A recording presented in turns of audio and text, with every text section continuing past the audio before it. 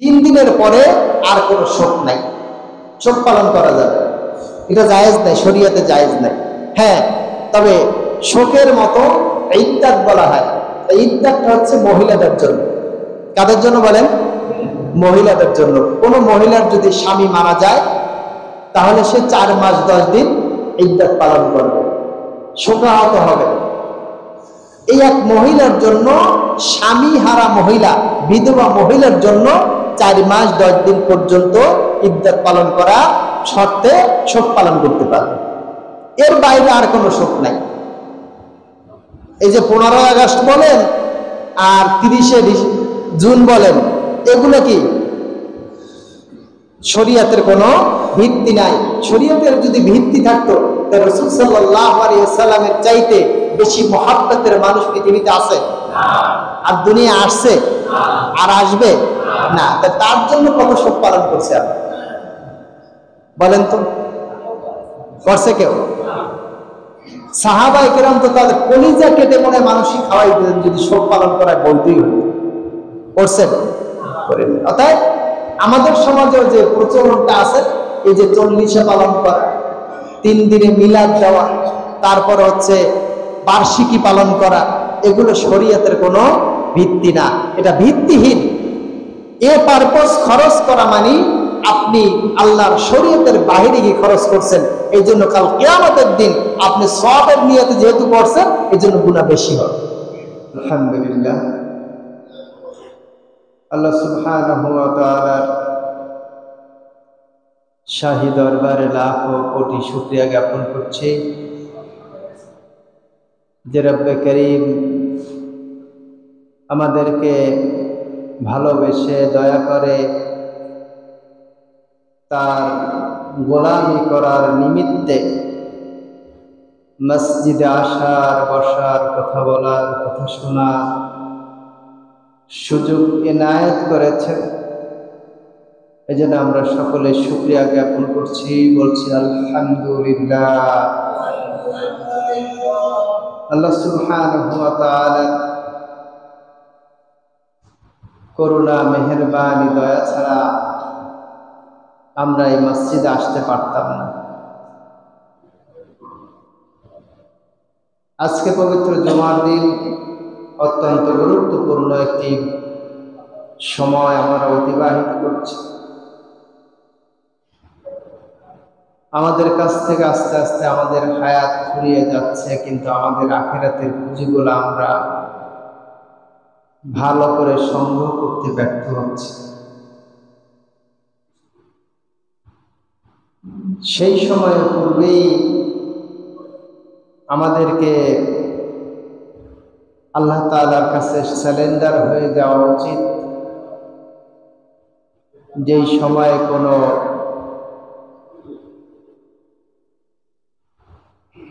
মানুষের নেক কাজ করার কোনো সুযোগ থাকবে না। মালাকুল মউত যখন সাক্ষাৎ করে ফেলবেন, তখন ইচ্ছায় হোক অনিচ্ছায় হোক আমরা আত্মসমর্পণ করতে বাধ্য হব। তো সে বাধ্য হওয়ার পূর্বেই আমাদেরকে স্বইচ্ছায় আল্লাহ তাআলার সামনে নিজেদেরকে সুপর্দ করা উচিত, সারেন্ডার করা উচিত। আমরা আজকের মুহররম মাসের 2য় জুমা আদায় করার জন্য সমবেত হয়েছি। আগামী পরশুদিন হচ্ছে ইয়াউম আশুরা, আশুরার দিন। এই দিনটা অত্যন্ত গুরুত্বপূর্ণ একটি দিন। আল্লাহ তাআলার কাছে সব দিনই সমান। তার ভিতরে আল্লাহ তাআলা কিছু কিছু দিনকে খাস করেছেন, মর্যাদাপূর্ণ করেছেন। কিছু কিছু মাসকে আল্লাহ তাআলা সম্মানিত করেছেন। আল্লাহ রাব্বুল আলামিন সূরাতুত তাওবার 36 নম্বর আয়াতে ঘোষণা করেন, ইন্না ইদ্দাতাশ শুহুরি ইনদাল্লাহি 12 শাহরা ফি কিতাবিল্লাহ। আল্লাহ তাআলার কাছে 12টি মাস গণনার জন্য আল্লাহ তাআলা দিয়েছেন। এই 12টি মাসের মধ্যে আল্লাহ তাআলা বলেছেন ইয়াউমা খালাকাস সামাওয়াতি ওয়াল আরদ, আসমান এবং জমিন তিনি সৃষ্টি করেছেন। মিনহা আরবাতুন হুরুম, এর ভিতরে 4টি মাস হচ্ছে হারাম, পবিত্র, নিষিদ্ধ মাস। যালিকাদ দীনুল কাইয়িম, এটাই হচ্ছে জীবন ব্যবস্থা, আল্লাহ তাআলার পক্ষ থেকে আনিত প্রণীত একমাত্র নির্ভুল জীবন ব্যবস্থা। ফালা তাযলিমু ফীহিন্না আনফুসাকুম, অতএব তোমরা এই দিনে, এই মাসে তোমরা নিজেদের করে জুলুম করো না। আল্লাহ তাআলা এই আয়াতের ভিতরে একটা জিনিস ক্লিয়ার হয়েছে, সেটা হচ্ছে আল্লাহ তাআলা এই 12টি মাস তৈরি করেছে। কয়টা মাস? 12 মাস। এটা দুনিয়ার কোনো মানুষের তৈরি না, এটা আল্লাহ তাআলাই তৈরি করেছেন। কবে? যখন তিনি আসমান এবং জমিন সৃষ্টি করেছেন ওই সময়। আল্লাহ তাআলা এই 12 মাস দিয়েছেন মানুষের সময়কে সুন্দরভাবে ভাগ করার জন্য, কাজে লাগানোর জন্য। এরপরে আল্লাহ তাআলা এখানে বলছেন যে এর ভিতরে 4টা মাস হচ্ছে পবিত্র মাস। কয়টা মাস? 4টা মাস। এই 4টা মাসের ভিতরে হচ্ছে 3টা মাস পর পর, যেমন জিলহজ, জিলকদ, তারপর হচ্ছে মুহররম, এই 3টা হচ্ছে পর পর। আর একটা হচ্ছে রজব মাস। এই রজব মাসটা হচ্ছে একটু ব্যতিক্রম। কেন দিয়েছেন? এর কারণ কি? এই 3টা মাস হচ্ছে হজের মাস। এই সময়টা সাধারণত হাজী সাহেবরা হজ করতে যান। এই হজের প্রচলনটা কিন্তু সেই ইব্রাহিম আলাইহিস সালাম থেকে শুরু হয়েছে। তাহলে একটা মানুষের হজ করতে যেতে এখন তো সময় কম লাগে, অনেকে দেখা গেছে হজের যে মূল কার্যক্রম পরিচালনা করার জন্য একদিন আগে পৌঁছে যায়, আবার হজের কার্যক্রম শেষ করে আবার চলে আসে। সর্বসা করলে 5 দিন 7 দিনের ভিতরে তাদের হজের কার্যক্রম শেষ করে। আর দেশে পৃথিবীর যে প্রান্ত থেকে হোক না কেন, কাবা পর্যন্ত পৌঁছাইতে সর্বোচ্চ 1 দিন সময় লাগে। কিন্তু যখন প্লেন ছিল না, যখন জাহাজ ছিল না, একমাত্র বাহন ছিল গাধা, খচ্চর, উট, ঘোড়া, সে সময় কি মাসের পর মাস সময় লাগত। অনেক মানুষ পায়ে হেঁটে হজ করতে গেছে, যখন কোনো যানবাহনের কোনো সুযোগ ছিল না, কোনো বর্ডার ছিল না। এখন তো দেশ আলাদা আলাদা হয়ে বর্ডার হয়ে গেছে। এক দেশ থেকে আরেক দেশে যেতে গেলে কি পাসপোর্ট লাগে, ভিসা লাগে, অনেক প্রসেসিং দরকার হয়। তো এটা এক সময় কি ছিল না। যেমন আমরা যদি বলি উপমহাদেশ, ভারত, পাকিস্তান, বাংলাদেশ, এই মায়ানমার দিয়েটি অনেকগুলো দেশ একসাথে ছিল। এক জায়গা থেকে আরেক জায়গায় যাওয়ার জন্য কি কোনো কিছুই লাগত না। এই যে মাস, যাতে করে মানুষ সেই হজে যায়, হজের থেকে যেন স্বাভাবিকভাবে যাওয়া আসার যে সময়টা আছে, এই সময়টা যেন বাধাগ্রস্ত না হয়। এই মাসের ব্যাপারে তৎকালীন যারা মুশরিক ছিল তাদের কাছে ধারণা ছিল যে এই মাসে কি যুদ্ধ বিগ্রহ করা যাবে না, মারামারি করা যাবে না, অন্য মাসে করলেও এই মাসে করা যাবে না। এই কারণে আল্লাহ তাআলা কি করেছেন, এই মাসটাকে সম্মানিত করে রেখেছেন, পবিত্র করে রেখেছেন। এখানে রক্তপাত করার কোনো সুযোগ নেই। পাশাপাশি রজব মাসটা হচ্ছে উমরা করার মাস। এটা হচ্ছে হজের মাস। 3টা জিলকদ, জিলহজ আর মুহররম। এই তিনটা মাস হচ্ছে হজের মাস। এরপরে রজব মাসটা হচ্ছে উমরার মাস, বাইতুল্লাহ জিয়ারতের মাস। সেইভাবেই আল্লাহ তাআলা নির্ধারণ করে দিয়েছেন। তো বলা হচ্ছে যে এই মাসে তোমরা নিজেদের উপরে জুলুম করো না, কারণ এই মাসে যে পাপ করে তার পাপের শাস্তিটাও অনেক বেশি হয়। আবার এই মাসে যে সওয়াবের কাজ করে, নেকির কাজ করে, তার নেকির কাজটাও আল্লাহ তাআলার কাছে অনেক দামি হয়ে যায়। সুবহানাল্লাহ। এই জন্য এই মাসের গুরুত্ব আমাদের কাছে আছে বা ইসলামে রয়েছে। এই মাসটাকে সেভাবেই কি সম্মান করা উচিত, মর্যাদা দেওয়া উচিত। আর একটা বিষয় হচ্ছে আল্লাহ রাব্বুল আলামিন এই মাসটাকে নিজের মাস ঘোষণা দিয়েছেন।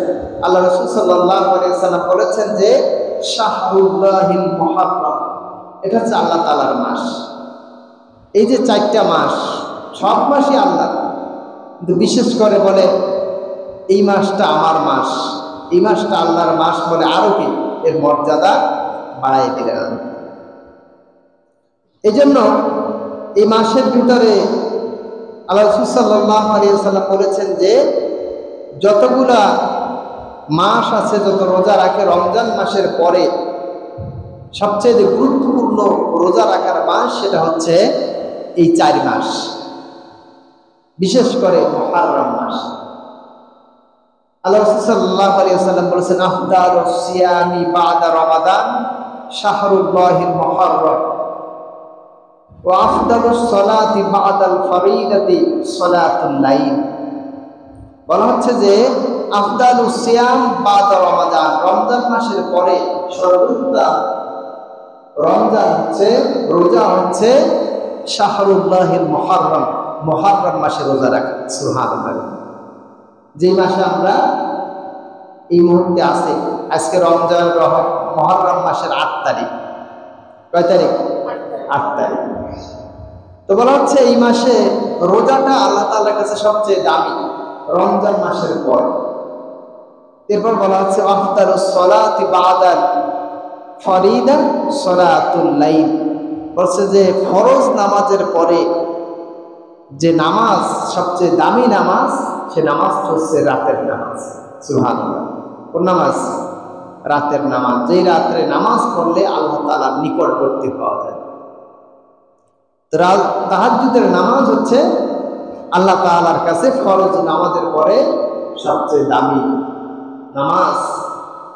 পৃথিবীতে যত আল্লাহওয়ালা মানুষ হয়েছে, যত নবী রাসূল এসেছে, সাহাবায়ে কেরাম যারা ছিলেন, তাবিঈন, তাবে তাবিঈন যারা ছিলেন, সবাই এই তাহাজ্জুদের নামাজকে ফরজের নামাজের মতন গুরুত্ব দিতেন। তাদের রাতের নামাজ মিস হতো না, কারণ এই নামাজের ভিতরে তারা আল্লাহকে খুঁজে পেয়েছে।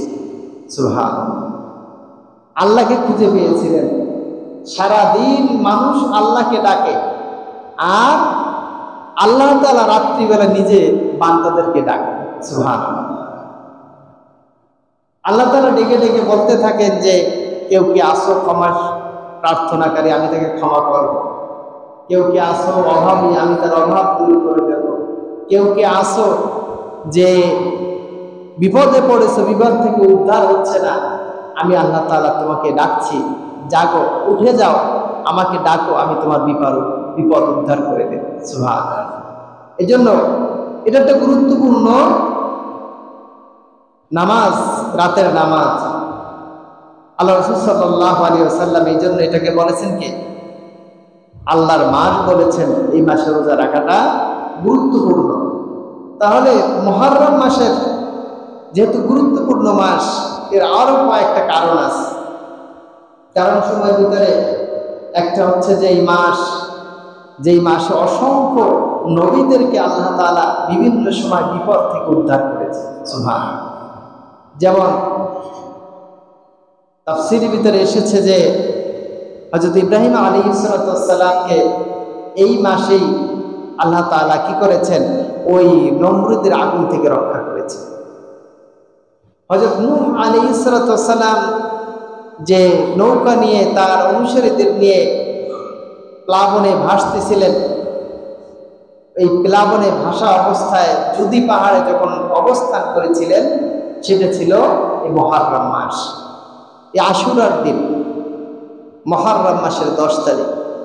আবার বনি ইসরাইল, ইয়াকুব আলাইহিস সালামের বংশধর, মুসা আলাইহিস সালামের সম্প্রদায়, তাদেরকে ফিরআউনের কবল থেকে এই ইয়াউম আশুরার দিনে রক্ষা করেছে। সুবহানাল্লাহ। এই জন্য এই মাসটাকে অত্যন্ত গুরুত্বপূর্ণ মাস। এই মাসের আরো শিক্ষা আছে। শিক্ষা হচ্ছে সবচেয়ে বড় শিক্ষা, পৃথিবীর ইতিহাস এটা যে একজন মুমিন, সাচ্চা মুমিন, যার ভিতরে ঈমান আছে, সে কখনোই বাতিলের কাছে মাথা নত করে না। ইব্রাহিম আলাইহিস সালাম শান শৌকত, ধন দৌলত, দুনিয়ার আসবাবপত্র, অনেক কিছু তিনি চাইলে পাইতেন, কিন্তু চান নাই। তিনি এই সবকে উপেক্ষা করে তিনি নিজের জন্য অগ্নিকুণ্ড নির্ধারণ করে নিয়েছেন। তারপরে কি বাতিলের সাথে কোনো আপোষ করে না। ইমানদাররা আপোষ করতে শেখে না।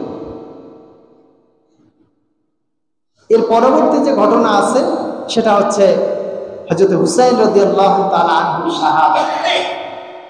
এই শাহাদাত এটা অনেক পরের ঘটনা, কিন্তু এখানে বড় শিক্ষা হচ্ছে যে সির দেঙ্গা নেহি দেঙ্গা আমামা, বলেছে যে মাথা দেব কিন্তু পাগড়ি দেব না, আমি কারোর সামনে মাথা নত করব। ইয়াজিদ বাহিনীর সামনে হযরত হুসাইন রাদিয়াল্লাহু তাআলা আনহু শাহাদাতের পেয়ালা পান করেছিলেন, শাহাদাত বরণ করেছিলেন, কিন্তু কি করেন নাই? তিনি মাথা বিক্রি করেন নাই, মাথাকে কুড়িয়ে দিয়েছেন। কি করেন নাই? ভেঙে গেছেন, কিন্তু মস্কে যান নাই। এটাই শিক্ষা, এটাই ঈমানের শিক্ষা। পৃথিবীর সব কিছু একদিকে, আমার ঈমান হচ্ছে একদিকে। এটা হচ্ছে এই মাসের শিক্ষা। মুসা আলাইহিস সালাম ফেরাউনের সাথে কি করলেন? চুক্তি করেন না, তার সাথে যুদ্ধে লিপ্ত হয়েছিলেন। তার হাজার হাজার লক্ষ লক্ষ সৈন্যবাহিনীর এগেনস্টে এক মুসা আলাইহিস সালাম দাঁড়িয়ে গিয়েছিলেন। আল্লাহ তাআলা যখন একজন বান্দা যখন দাঁড়িয়ে যায়, আল্লাহর পক্ষ অবলম্বন করে, আল্লাহ তাআলার উপরে ওয়াজিব হয়ে যায় ওই বান্দাকে সাহায্য করা। সুবহানাল্লাহ। তার শিক্ষা কি? একদিকে ফিরআউনের লক্ষ লক্ষ বাহিনী সৈন্য সামন্ত নিয়ে ছড়ছে মুসা আলাইহিস সালামের পিছনে, আর তারা কয়েকজন মানুষ সমুদ্রের তীরে দাঁড়িয়ে গেছে। সামনে সমুদ্র, পিছনে কি? সৈন্য, শত্রু বাহিনী। সবাই বলছে ইন্নানা নুগরাকু, আমরা তো ধরা পড়ে গেলাম, শেষ, আর বাঁচার কোনো উপায় নাই। আল্লাহ তাআলা বললেন যে না, ভয় পাওয়ার কারো কারণ নেই। আমার পরে ভরসা করে তোমরা মাঠে নেমেছ। যে ব্যক্তি আল্লাহ তাআলাকে তার জন্য যথেষ্ট মনে করে, আল্লাহ তাআলা তার জন্য যথেষ্ট হয়ে যায়। মনে করতে হবে, আল্লাহ তাআলাকে তারা যথেষ্ট মনে করেছিল, মনে করে হাসবি আল্লাহ লা ইলাহা ইল্লা হুয়া আলাইহি তাওয়াক্কালতু ওয়া হুয়া রাব্বুল আরশিল আযীম। তিনি আল্লাহর পরে ভরসা করে বললেন যে আমার ইচ্ছা আমি নামি নাই, আমি আল্লাহর নির্দেশে ফিরআউনের বিপক্ষে নেমেছি। অতএব যেই আল্লাহ আমাকে এই মাঠে নামিয়েছেন, সে আল্লাহ আমাকে ছেড়ে যাবেন না, নিশ্চয়ই আল্লাহ তাআলা আমার সাথে আছেন। আল্লাহ তাআলা বলবেন যে ঠিক আছে, এই সমুদ্রে কি করতে হবে সেটা আমার ব্যাপার, লাঠি দিয়ে বাড়ি মারো, আঘাত করো, দেখো বড় বিশাল হাইওয়ে হয়ে যাবে। সুবহানাল্লাহ। লাঠি দিয়ে মারলেন, কি হয়ে গেল? বিশাল রাস্তা হয়ে গেল।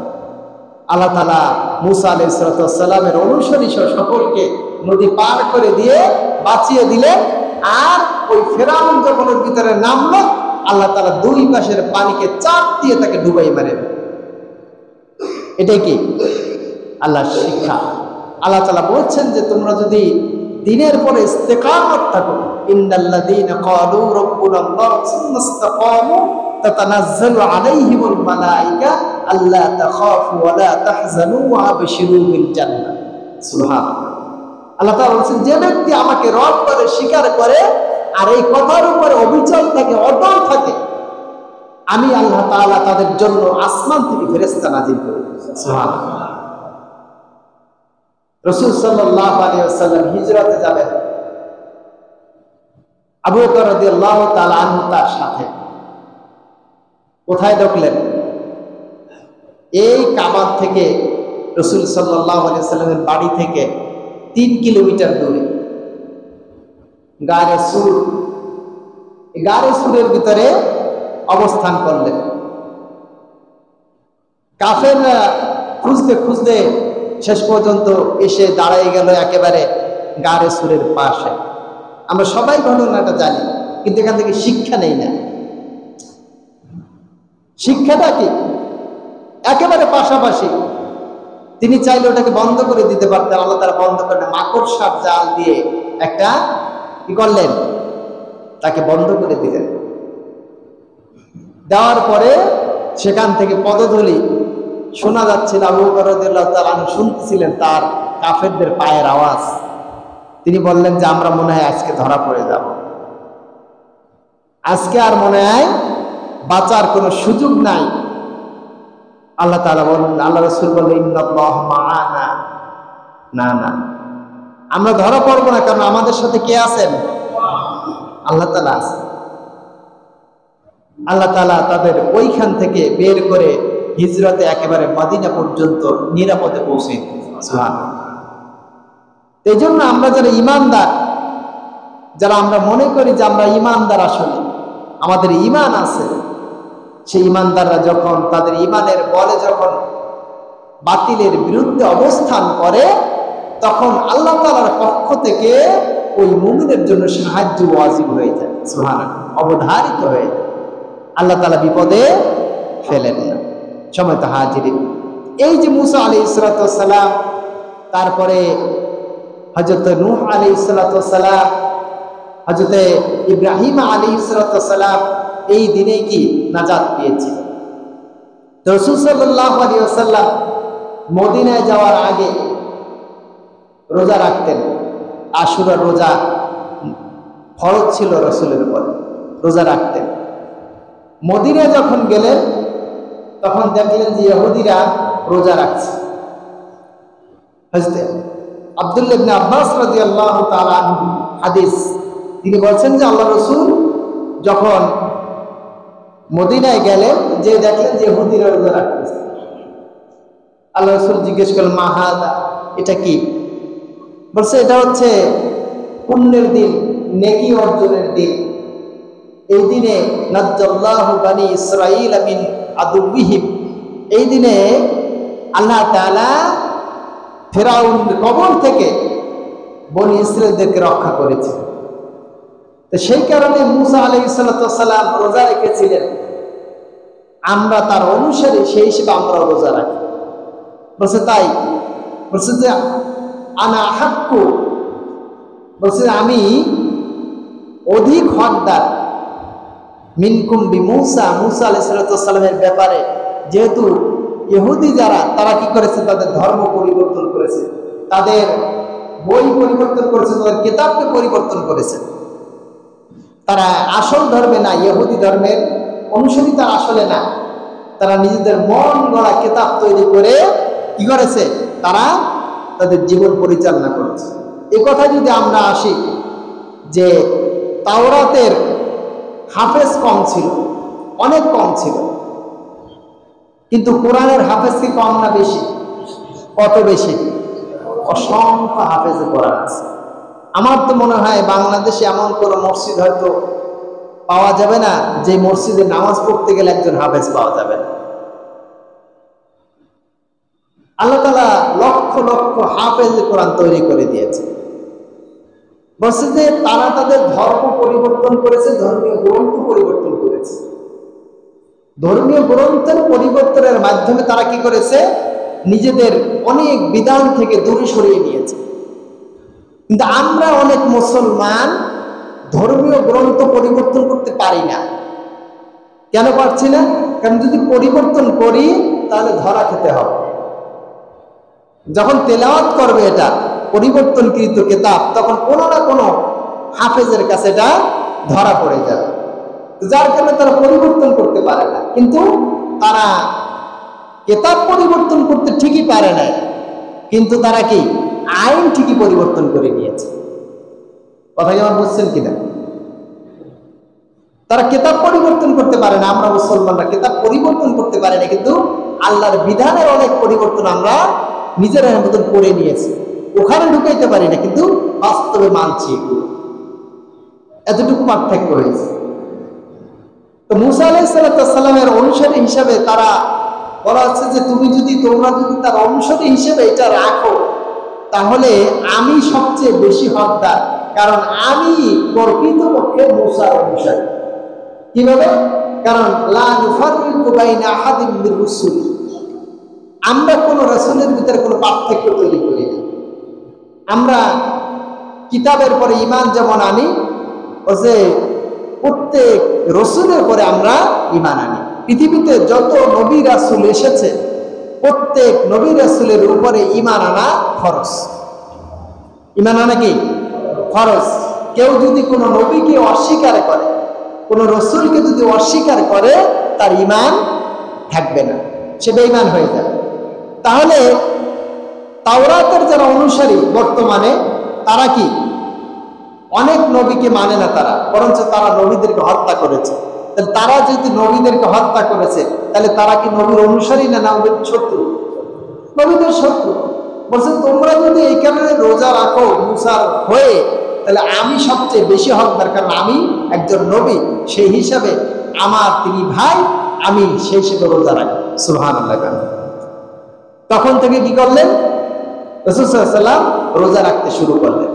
এবার তিনি বললেন যে যেহেতু ইহুদিরা একটা রোজা রাখে, এজন্য কি করো, তোমরা 2টা রোজা রাখো। আমি যদি আগামী বছর বেঁচে থাকি, তাহলে আমি 2টা রোজা রাখবো। কয়টা? 2টা। একটা রাখবো 9 তারিখ, আর একটা রাখবো 10 তারিখ। তাহলে সেই হিসাব অনুযায়ী আমাদের আজকে যদি 8 তারিখ হয়, আজকে রাত্রে ভাত খেতে হবে, কালকে একটা রোজা রাখবো, আর পরের দিন একটা রাখবো, অথবা পরশু দিন একটা রাখবো, তারপরের দিন আর একটা রাখবো। একটা রোজা রাখবো না। কয়টা রাখবো? কেন রাখবো? খালিফুল ইয়াহুদা, ইহুদিদের বিরোধিতা করে, ইহুদিদের বিপরীত আমল করে। ইহুদিদের একটা অভ্যাস আছে, তারা কখনো তাদের দাড়িকে কোনো কালার করে না, তারা সবসময় সাদা রাখে। এটা আবার যারা সাদা আছে তারা আবার অন্য দৃষ্টিতে নেবেন না। সাদা রাখার আলাদা একটা ফজিলত আছে, কিন্তু আল্লাহ রাসূল সাল্লাল্লাহু আলাইহি ওয়াসাল্লাম তিনি বলছেন যে তোমরা ইহুদিদের বিরোধিতা করো, তারা যেহেতু দাড়ি সবসময় সাদা রাখে, পেকে গেলে আর কিছু করে না, তোমরা তাদের বিরোধিতা স্বরূপ এটা কি করো? কালার করো। অর্থাৎ তোমরা মেহেদি মাখো, অথবা কালো বাদ দিয়ে অন্য কালার তোমরা করো। এতে কি হবে? ইহুদিদের বিরোধী হবে, এটা একটা সুন্নত আমল হয়ে যাবে। সুবহানাল্লাহ।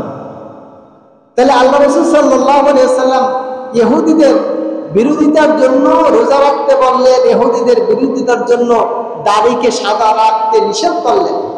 তাহলে আমরা যারা ইহুদিদের অন্য কৃষ্টি কালচার মানি, তাহলে তাদের অবস্থাটা কি? চিন্তা করে দেখেন। আল্লাহ রাসূল এতটুকু সহ্য করেন না যে তারা দাড়ি সাদা রাখে, এই দাড়ি মুসলমান সাদা রাখুক, আল্লাহ রাসূল এটা পছন্দ করেন না। তারা একটা রোজা রাখে, আল্লাহ রাসূল এটা পছন্দ করেন না, তিনি 2টা রোজা রেখেছেন। তাহলে আমরা যারা ইহুদিদের হাজার হাজার তাদের আদর্শ আমরা আমাদের জীবনে গ্রহণ করে নিয়েছি, তো এটা আল্লাহ রাসূল দেখলে কি খুব আনন্দ পাইতেন না কষ্ট পাইতেন? হ্যাঁ, তাহলে তাদের কি অনুসারী হওয়া যাবে? মান তাশাব্বা বিকওমিন ফাহুয়া মিনহুম, যেই যার আদর্শ গ্রহণ করবে সে তার অনুসারী হিসেবে কোথাও আসবে? হাসরের ময়দানে ওই দলের সাথে মিশে যাবে, ওই দলের শামিল হয়ে যাবে। কারণ আমরা কোন দলে থাকতে চাই? রাসূলের দলে নাকি তার বিপক্ষের দলে? সবাই থাকতে চাই তো। তাহলে সেই দলে যদি থাকতে হয় তাহলে তার দলের অনুসারী হওয়া লাগবে না? হ্যাঁ, না মাঝে মাঝে অন্যদিকে দৌড়াইলে হবে? দৌড়াইলে হবে না।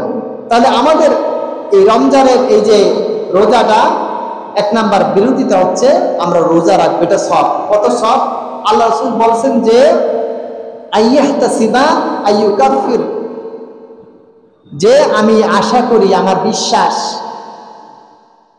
যে আল্লাহ তাআলা এর মাধ্যমে আইয়ুকাফির আনকুম সাইয়্যাতিকুম, যে আল্লাহ তাআলা তোমাদের মাফ করে দিবেন গুনাহগুলো। কোনগুলো? ক্বাবলা মাদিয়া, পিছনে যে 1 বছর যে গুনাহ আছে আল্লাহ তাআলা মাফ করে দিবেন। কোন ব্যক্তি যদি এরকম মুহররম মাসে আশুরার রোজা রাখে, 2টা রোজা রাখে, তাহলে আল্লাহ তাআলা পিছনের 1 বছরের যত সগীরা গুনাহ আছে সমস্ত সগীরা গুনাহ মাফ করে দিবেন। এই জন্য আমরা এই রোজাটা রাখবো। আমরা দুনিয়ায় এসেছি গুনাহ মাফ করানোর জন্য আর নেকি অর্জনের জন্য। কাজ কয়টা? যারা বলেন 2টা কাজ। একটা হচ্ছে গুনাহ মাফ করা, 2 নাম্বার কি? নেকি অর্জন করা। কারণ আমার যদি নেকিতে শর্ট পড়ে যায় তাহলে আমি ধরা খেয়ে যাব। এখন বলতে পারেন তাহলে কয়টা নেকি লাগবে? এটা তো বলা যাবে না। কত আপনি একটা নেকি হলেও অনেক সময় কি জান্নাতে চলে যেতে পারেন, আবার লক্ষ লক্ষ কোটি কোটি নেকি হলেও জান্নাতে যেতে পারবেন। এটা কার ইচ্ছা? আল্লাহর ইচ্ছা। আল্লাহ তাআলা যে আমাদেরকে নিয়ামত দিয়েছেন, এই এক একটা নিয়ামতের জন্য যদি আল্লাহ তাআলা এক একটা নেকি যদি হিসাব করে নিয়ে নেন, দেখা যাবে যে আমাদের কোনো নেকিই নেই। যেমন একটা ঘটনা আছে, আমরা জানি অনেকে, আল্লাহ তাআলা এক বান্দাকে জাহান্নাম থেকে বের করে, না, এক বান্দাকে আল্লাহ তাআলা কি করলেন? জান্নাতে দিয়ে দিলেন।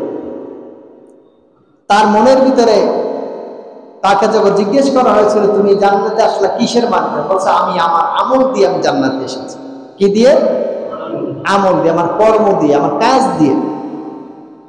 আচ্ছা তাই, ঠিক আছে। তিনি কি করলেন? জান্নাত থেকে তার ভিতরে বসে তার অন্তরের ভিতরে আল্লাহ তাআলা একটা খায়েশ তৈরি করে দিলেন জাহান্নাম দেখা। তো তার অন্তরের ভিতরে যখন খায়েশ জাগলো, আশা জাগলো যে সে জাহান্নাম দেখবে, আল্লাহ তাআলা ফেরেশতার কাছে বলা, ফেরেশতা আমি একটু জাহান্নামে ঘুরে দেখতে চাই। যে ঠিক আছে।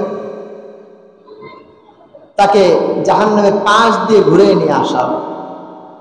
এরপরে তার পানির পিপাসা লাগলো।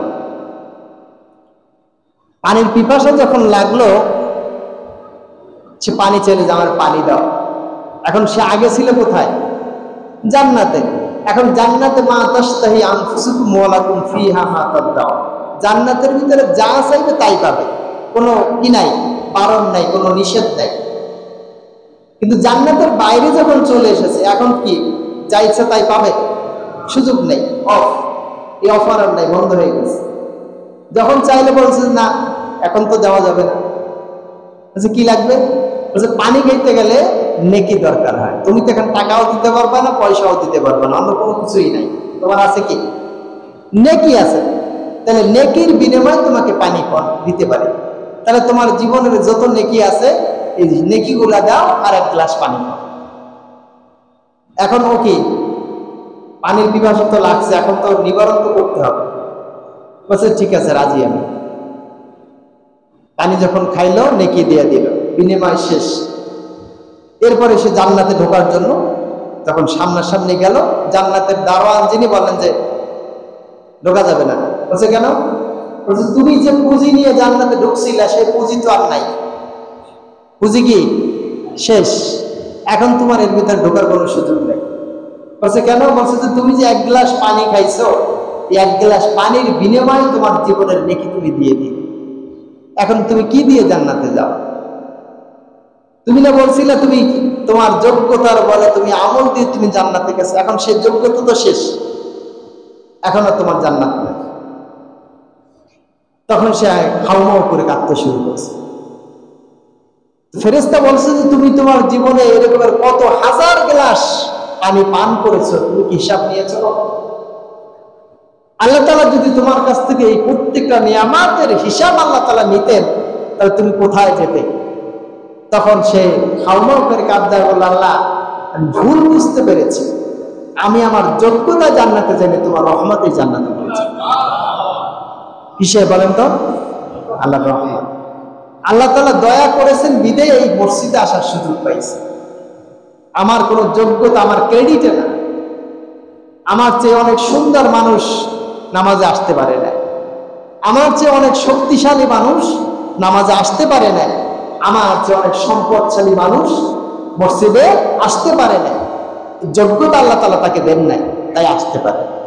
আপনি আমি আসতে পেরেছি, আলহামদুলিল্লাহ। আল্লাহ তাআলা দিয়েছেন আমাকে নিয়ামত। ইবাদত করাটাও আল্লাহ তাআলার পক্ষ থেকে নিয়ামত। আর আমার শরীরের যত অঙ্গ প্রত্যঙ্গ আছে সব কিছু কি আল্লাহর নিয়ামত।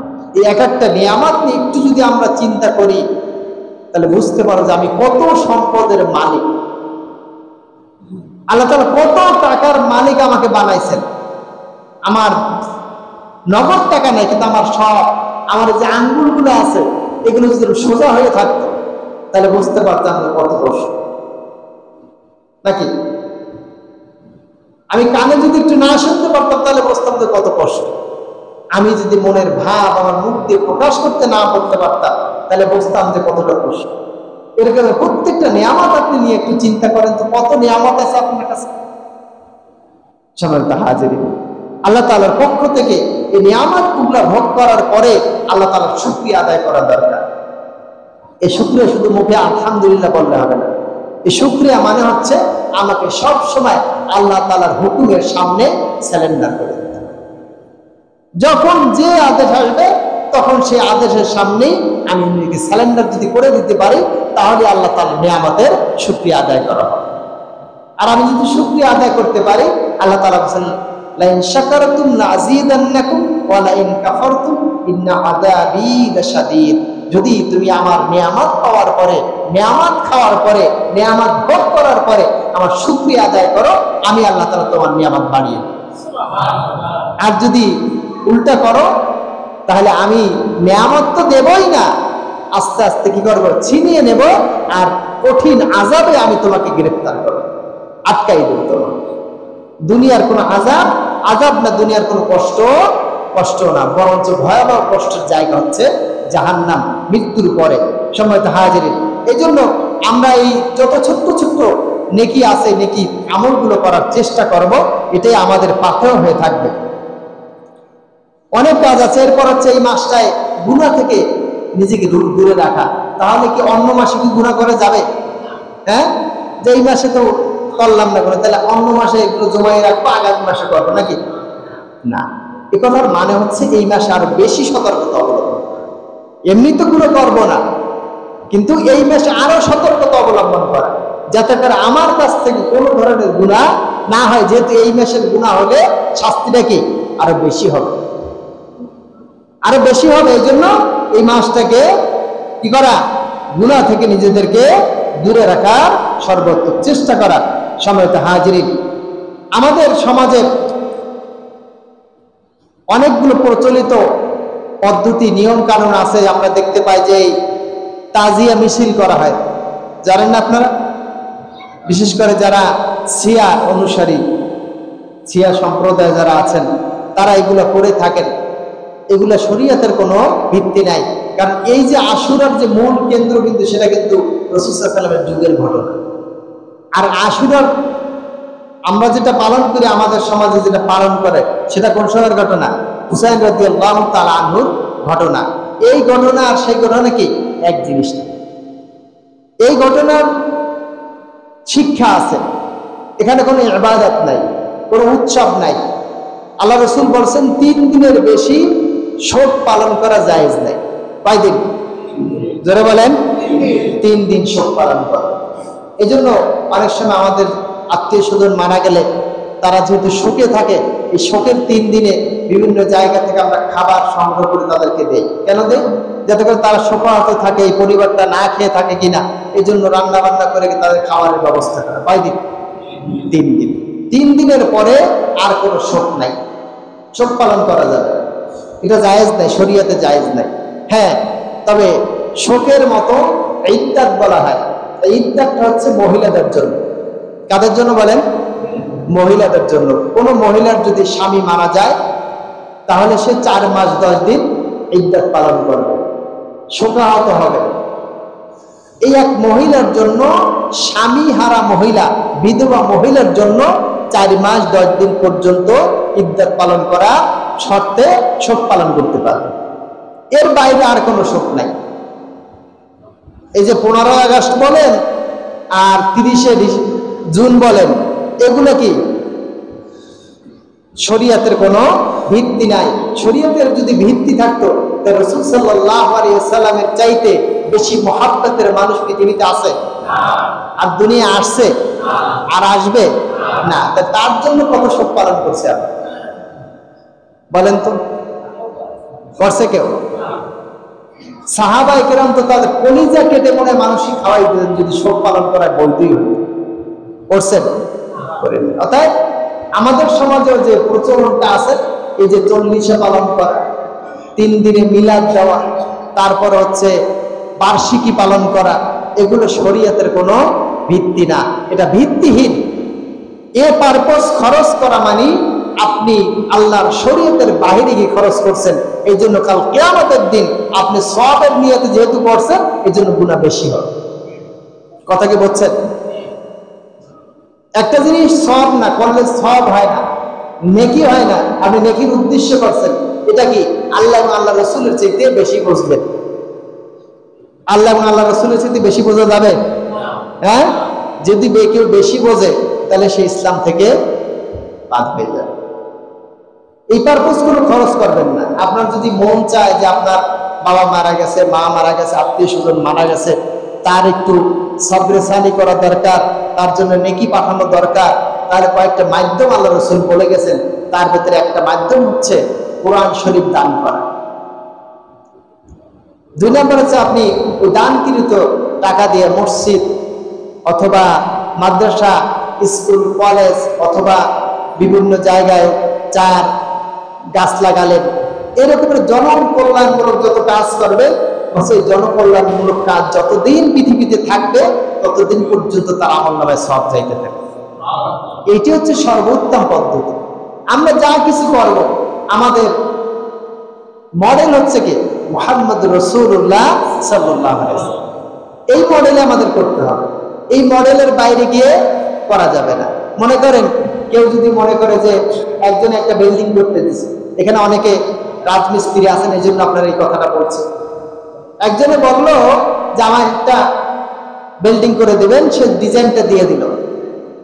ডিজাইনটা নিয়ে ওই মিস্ত্রি কি করলো, ওই ডিজাইন বাদ দিয়ে নিজের মতন করে বিল্ডিং একটা খাড়া করে দিল। 6 মাস পরে মালিক আসলো, এসে দেখলো যে তার ডিজাইনের সাথে গড় মিল হয়ে গেছে। তখন কি করবে এই মালিক? বলেন, বলবে যে এই বিল্ডিং এ যে কয় টাকা খরচ করছো বেতন তো পাবাই না, এই বিল্ডিং এ যত টাকা আমার ইট, বালি, সিমেন্ট, রড যা খরচ হয়েছে, এই খরচের টাকা দিয়ে এখানে যাবে। বলবে কিনা বলেন? তা আল্লাহ তাআলা তো মডেল পাঠাই দিয়েছেন, কোন মডেলে আপনি করবেন কোন কাজটা, সে মডেলটা তো দিয়ে দিয়েছেন। আপনি আমি যদি মাতুক করে বেশি হয়, তাহলে আল্লাহ তাআলা বলবেন তোর তো বাদ, তোর আমলও বাদ, তুইও বাদ। আর তুই তো কিভাবে নেকি তো পাবেই না, এটা উল্টো পাল্টা করছে, যে জাহান্নামে যাবে। পাঠাবে কিনা বলেন? তাহলে কি আমার মতন করা যাবে আমল? কার মতন করতে হবে? মুহাম্মদ রাসূলুল্লাহ সাল্লাল্লাহু আলাইহি ওয়াসাল্লাম, কারণ তিনি আমাদের মডেল। আমাদের মডেল কে? জোরে বলেন না, সবাই বলতে জোরে বলেন। মুহাম্মদ সাল্লাল্লাহু আলাইহি ওয়াসাল্লাম আমাদের মডেল।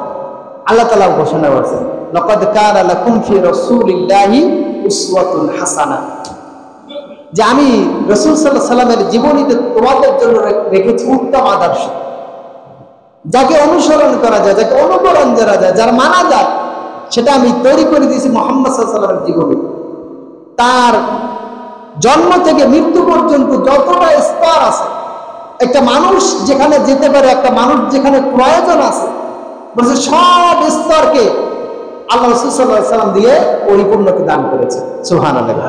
সব স্তরে এমন কোন স্তর নাই যে স্তরে মুহাম্মদ সাল্লাল্লাহু আলাইহি ওয়াসাল্লাম যান নাই। এমন কোন স্তর পাবেন না।